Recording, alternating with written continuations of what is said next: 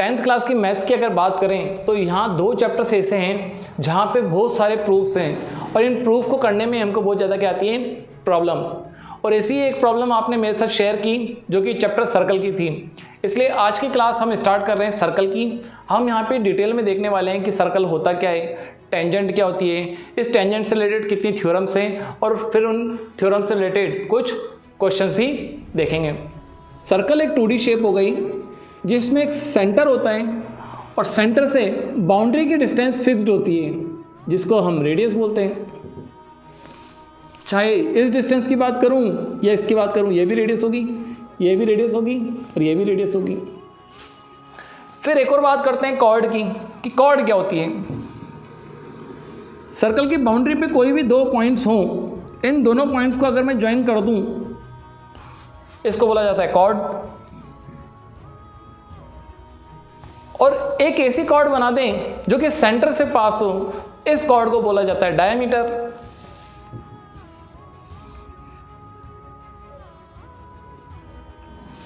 Circle के 2 points को touch कर रही है तो 2 पॉइंट को टच कर रही है, 2 पॉइंट को टच ना करके बोल देंगे 2 पॉइंट को इंटरसेक्ट कर रही है, 2 पॉइंट से पास हो रही है, इसको डायमीटर बोलेंगे, डायमीटर। अब ये डायमीटर जो है रेडियस प्लस रेडियस से मिलके बना हुआ होता है, इसलिए डायमीटर को ट्वाइस ऑफ रेडियस भी बोल सकते हैं। ये सारी नॉलेज आप पहले ही 9th क्लास तक ले चुके हो। ये एक सर्कल है और ये एक लाइन है। सर्कल जिसका सेंटर O है और लाइन PQ एज्यूम कर लेते हैं। क्या ये PQ लाइन इस सर्कल को कहीं पे भी टच या फिर कट कर रही है क्या? कहीं पे भी इंटरसेक्ट या कट नहीं कर रही है, तो हम लिखेंगे PQ is not intersecting circle. Okay, इसी को थोड़ा सा मॉडिफाई करते हैं। PQ लाइन को थोड़ा इस टाइप से लेके आते हैं कि इसको कट कर जाए। कितने पॉइंट पे कट कर रही है? 2 पॉइंट पे कट कर रही है। एक पॉइंट हो गया A, एक पॉइंट हो गया B। अभी भी इस लाइन को नाम तो वही देंगे PQ। इस PQ लाइन ने अब सर्कल को इंटरसेक्ट किया है और इस बार 2 पॉइंट पे इंटरसेक्ट किया है, 2 पॉइंट पे टच किया है। और इसकी एक कंडीशन और बन सकती है, PQ को इस टाइप से ड्रॉ करें कि सर्कल को ओनली एक ही पॉइंट पे टच करें, इस पॉइंट पे टच करें, A पॉइंट पे। जहाँ पे इंटरसेक्ट नहीं कर रहा है तो इसको तो हम सिंपल सा एक लाइन और एक सर्कल बोलेंगे। जहाँ पे ये लाइन इस सर्कल को 2 पॉइंट्स पे इंटरसेक्ट कर रही है तो इस पूरी लाइन को हम सीकेंट बोलेंगे। सीकेंट या सेकेंट, जो बोलना है आपको बोल दो, सीकेंट या सेकेंट। और PQ लाइन ने सर्कल को जिस पॉइंट पे टच किया है इसको बोला जाएगा पॉइंट ऑफ कांटेक्ट। और इस PQ लाइन को अब लाइन ना बोल करके टेंजेंट ऑफ सर्कल बोला जाएगा। And PQ is tangent of circle. इस चैप्टर में जो थ्योरम है वो थ्योरम टेंजेंट से रिलेटेड है, इसलिए टेंजेंट के बारे में आपको नॉलेज पता होनी चाहिए। सबसे पहली बात तो ये कि सर्कल के एक पॉइंट से हमेशा ओनली एक ही टेंजेंट पास होगी, एक से ज़्यादा टेंजेंट पास नहीं होगी। और टेंजेंट सर्कल को जिस पॉइंट पे टच करती है इस पॉइंट को बोला जाता है पॉइंट ऑफ कांटेक्ट। अब हम थ्योरम 10.1 और थ्योरम 10.2 की बात करते हैं। थ्योरम 10.1 क्या बोलती है कि सर्कल पे अगर आप टेंजेंट ड्रॉ करोगे, कितनी टेंजेंट ड्रॉ करोगे? एक पॉइंट पे तो एक ही टेंजेंट ड्रॉ कर सकते हो ना, ठीक है। अब टेंजेंट को अगर रेडियस से ज्वाइन कर दोगे तो रेडियस जो है टेंजेंट के परपेंडिकुलर होगी। ये कौन बताता है? थ्योरम 10.1। इसको रीड कर लें। The tangent at any point of a circle is perpendicular to the radius through the point of contact. जो पॉइंट ऑफ कॉन्टैक्ट होगा उस पॉइंट ऑफ कॉन्टैक्ट से एक टेंजेंट पास होगी और वो टेंजेंट जो है वो रेडियस के परपेंडिकुलर होगी। किसने बोला? थ्योरम 10.1 ने। इसका प्रूफ भी करेंगे, लेकिन इससे पहले एक बार थ्योरम 10.2 भी देख लेते हैं। थ्योरम 10.2 क्या बोलती है? The length of tangent drawn from an external point to a circle are equal। कि सर्कल के बाहर अगर किसी पॉइंट से टेंजेंट ड्रॉ करोगे तो दो टेंजेंट बनेंगी और दो ही बन पाएंगी, वो दोनों टेंजेंट की लेंथ जो है वो इक्वल होगी। एक बार डायग्राम बना करके भी इस कंडीशन को देख लेते हैं। ये हो गया एक सर्कल, ये हो गया पॉइंट ऑफ कांटेक्ट। तो पॉइंट ऑफ कांटेक्ट एक ही पॉइंट होगा, इस पॉइंट पे जो रेडियस है वो परपेंडिकुलर होगी, ये थ्योरम बोलती है। मतलब कि रेडियस परपेंडिकुलर होगी टेंजेंट के। इस टेंजेंट को नाम दे देते हैं एक्स वाई, इसको नाम दे देते हैं ओ, इसको नाम दे देते हैं पी। बच्चों 9th क्लास में एक थ्योरम आती थी। थ्योरम क्या थी कि कोई एक पॉइंट हो, इस पॉइंट से इस लाइन को ज्वाइन करो। कितनी बार ज्वाइन कर सकते हो? बहुत तरीके से, एक इस टाइप से, एक इस टाइप से, एक इस टाइप से, अलग अलग तरीके से ज्वाइन कर सकते थे। और हमने ये प्रूफ भी किया था कि जो शॉर्टेस्ट डिस्टेंस होती है, शॉर्टेस्ट डिस्टेंस परपेंडिकुलर होती है। तो हम यहाँ पे क्या करने वाले हैं, प्रूफ के लिए शॉर्टेस्ट डिस्टेंस देखेंगे। हम ये प्रूफ करेंगे कि OP जो है वो शॉर्टेस्ट डिस्टेंस होगी। OP अगर शॉर्टेस्ट डिस्टेंस हो जाएगी तो ये परपेंडिकुलर होगी, ये क्लियर है। किसी पॉइंट से अगर डिस्टेंसेस ड्रॉ करो और डिस्टेंस को अगर आप प्रूफ कर दो कि ये शॉर्टेस्ट है, तो इसका मतलब ये क्लियर हो जाएगा कि वो परपेंडिकुलर भी है। नहीं समझ में आया तो इसको देखो एक बार वापस। हम यहाँ पे कंडीशन मान लेते हैं कि इसी टेंजेंट पे एक पॉइंट ले लेते हैं Q, और इस Q को O से ज्वाइन कर देते हैं।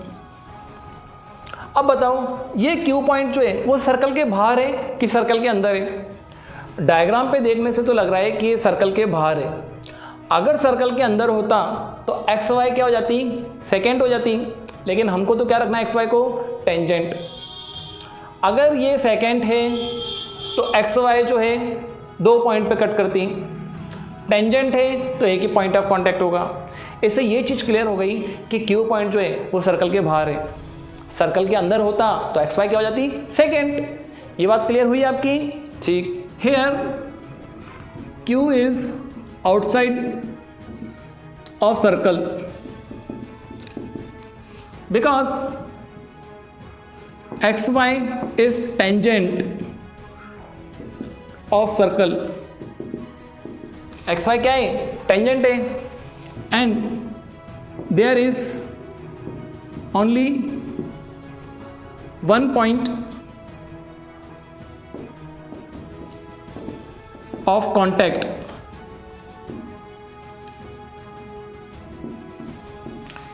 इस टेंजेंट का एक ही पॉइंट ऑफ कॉन्टैक्ट होगा। ओके, इसका मतलब तो ये हो गया कि OQ की लेंथ जो है वो OP से बड़ी होगी। ठीक है, OP से बड़ी होगी कौन, OQ। यहाँ हमने ये तो प्रूव कर दिया कि OQ जो है OP से बड़ा है। अब Q के अलावा कोई दूसरा पॉइंट लें तो वो दूसरा पॉइंट भी सर्कल के बाहर ही प्रेजेंट होगा, और सर्कल के अगर बाहर प्रेजेंट होगा तो वो भी OP से बड़ा होगा। Same conditions valid for other points lie on tangent। इसी टेंजेंट पे जो दूसरे पॉइंट्स होंगे वो भी OP से बड़े होंगे। इसका मतलब OP शॉर्टेस्ट हो गया। सो OP is the shortest distance. बस शॉर्टेस्ट डिस्टेंस अगर हो गया तो हम 100% बोल सकते हैं कि रेडियस जो है वो टेंजेंट के परपेंडिकुलर होगा। अब बात आती है थ्योरम 10.2 की। और थ्योरम 10.2 क्या बोलती है कि भाई सर्कल के बाहर अगर कोई पॉइंट प्रेजेंट होगा तो उस पॉइंट से सर्कल पे टेंजेंट्स ड्रॉ होंगी। कितनी टेंजेंट्स ड्रॉ होंगी, 2 ही होंगी। उन दोनों टेंजेंट्स की लेंथ जो है वो इक्वल होगी। डायग्राम से देखो क्या बोलना चाह रहे हैं कि एक सर्कल है जिसका सेंटर O है, इसके बाहर एक कोई पॉइंट प्रेजेंट है। लेट सपोज ये A पॉइंट है। अब A पॉइंट से सर्कल पे एक टेंजेंट तो इधर ड्रॉ होगी और एक टेंजेंट इधर की तरफ ड्रॉ होगी। बस ये दो ही टेंजेंट पॉसिबल है। ये दोनों टेंजेंट इक्वल होंगी, थ्योरम 10.2 बोलती है। इसका भी प्रूफ करके देखते हैं। यहाँ नाम दे देते हैं बी, यहाँ नाम दे देते हैं सी, सेंटर तो है ही सही। रेडियस को टेंजेंट से ज्वाइन कर देते हैं क्योंकि थ्योरम 10.1 का यूज़ करने वाले हम यहाँ पे। ओ को भी ए से ज्वाइन कर देते हैं। हमारे पास एक चीज़ है कि अगर दो ट्रायंगल्स कॉन्ग्रुएंट हो जाएं तो उनके करस्पॉन्डिंग पार्ट जो हैं वो इक्वल हो जाते हैं। यहाँ दो ट्रायंगल भी दिख रहे हैं, एक ट्रायंगल दिख रहा है ए ओ बी और एक ट्रायंगल दिख रहा है ए ओ सी। दोनों ट्रायंगल को कॉन्ग्रुएंट करने पे फोकस करते हैं। ए ओ बी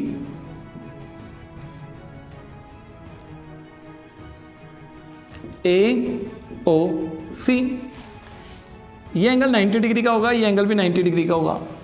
रेडियस जो होती है टेंजेंट के परपेंडिकुलर होती है, मैं नहीं बोल रहा, थ्योरम 10.1 बोल रही है। ओ ए दोनों में कॉमन है। ओ बी जो है वो सर्कल की रेडियस है और ओ सी जो है वो भी सर्कल की रेडियस है, मतलब ओ बी और ओ सी इक्वल होगी। कॉन्ग्रुएंसी के अलग अलग रूल्स होते हैं, जैसे S S S, S A या फिर ए एस, और एक लास्ट रूल होता है जिसको बोलते हैं are H S. Are H S rule हमको ये बताता है एक तो 90 डिग्री का एंगल प्रेजेंट होना चाहिए, मतलब राइट एंगल प्रेजेंट होना चाहिए।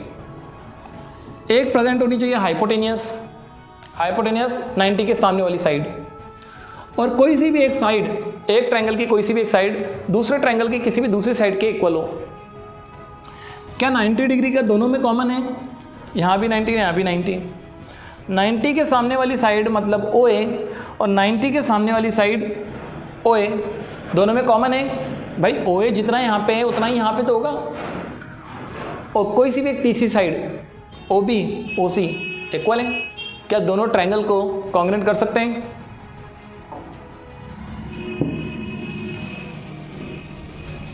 हम लिखते हैं in triangle A O B and A O सी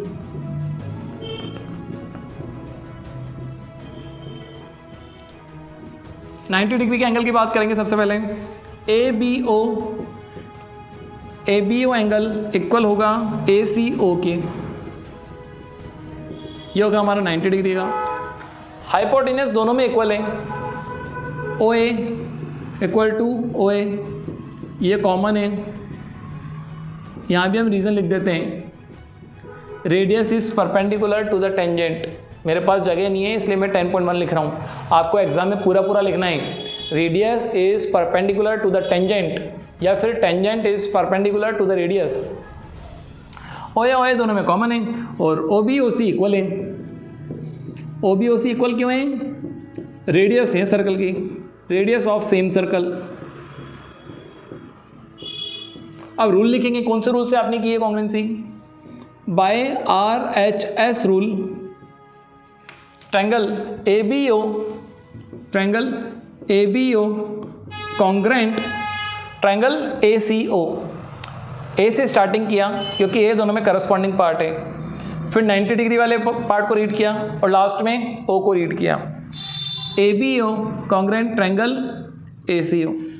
जब दो ट्रायंगल कॉन्ग्रुएंट हो जाएं तो करस्पॉन्डिंग पार्ट्स इक्वल हो जाते हैं। इसका करस्पॉन्डिंग पार्ट कौन सा है? ये थर्ड बची हुई साइड यही तो है। और इस यहाँ पे वाला पार्ट कौन सा है? A C. A B equal to A C by C P C T. और यही तो हमको प्रूफ करना था कि बाहर वाले पॉइंट से अगर टेंजेंट्स ड्रॉ करेंगे तो ये दोनों टेंजेंट्स लेंथ में इक्वल होगी, ए बी और ए सी इक्वल होगी, जो कि हमने प्रूफ कर दिया।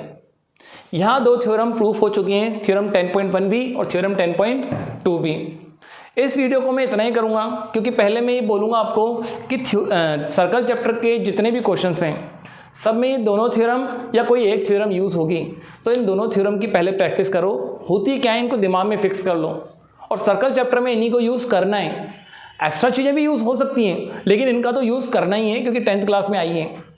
इनको अप्लाई करना सीखो और नेक्स्ट वीडियो में मैं इसके सारे क्वेश्चंस अपलोड कर दूंगा। ठीक है, मिलता हूँ आपसे नेक्स्ट क्लास में, तब तक के लिए सी यू, थैंक यू, बाय।